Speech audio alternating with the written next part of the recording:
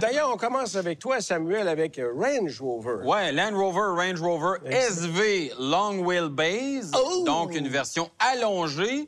Et ce qui est intéressant là-dedans, ce sont les deux lettres SV. Et ça, c'est un véhicule extrêmement spécial. Dans le sens, Special Vehicle. Oui, c'est ça. Littéralement ça. Bon, c'est le véhicule, dans la gamme Range Rover, c'est le plus puissant. Bon, évidemment, on est à 607 chevaux, un V8 4 litres biturbo d'origine BMW, incidemment.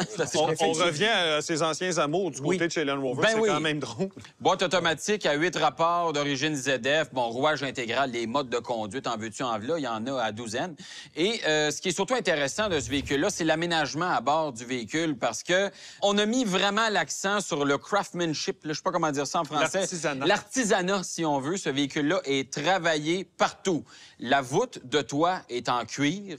Il y a à l'arrière une table qui sort de la console, etc. Vraiment, on a mis l'accent sur le luxe et c'est donc la version la plus luxueuse qu'on a du côté de chez Land Rover. Les sièges arrière, là, c'est des troncs. C'est des troncs. Oui. C'est des troncs. Oui, d'ailleurs, je me suis assis là-dedans puis je me sentais effectivement très royal. Assez royal, oui. Et comment ça coûte? Ben c'est ça. En fait, c'est les sièges. Évidemment, c'est un véhicule qui est très équipé, mais pour lequel on peut ajouter des options.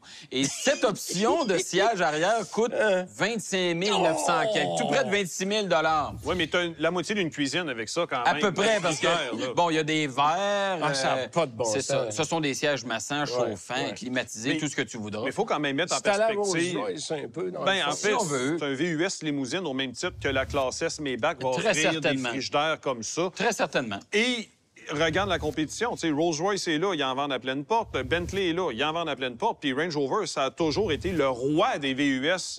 Oui, en tout cas. Ben oui, honnêtement, ça a toujours été le roi des VUS de luxe. Donc, il joue du coude contre Bentley et Rolls-Royce. Et honnêtement, c'est ultra confortable comme produit.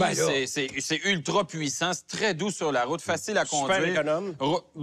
Ça dépend. J'ai fait un peu de remorquage avec le véhicule, parce que c'est pas parce qu'il coûte 342 000 qu'on doit pas remorquer. Ben non, c'est ça, coudonc.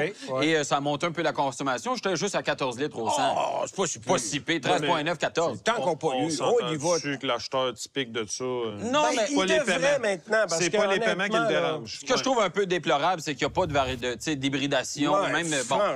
On n'a pas poussé de ce côté-là, vraiment. Mais côté luxe, c'est un 10 sur 10. Ça, c'est clair. Je te demande pas, on recommande ou pas. La réponse est non. Mais de toute façon, le Range Rover est disponible en PHEV. Donc, la version que tu avais ne l'était pas, mais tu peux quand même l'avoir.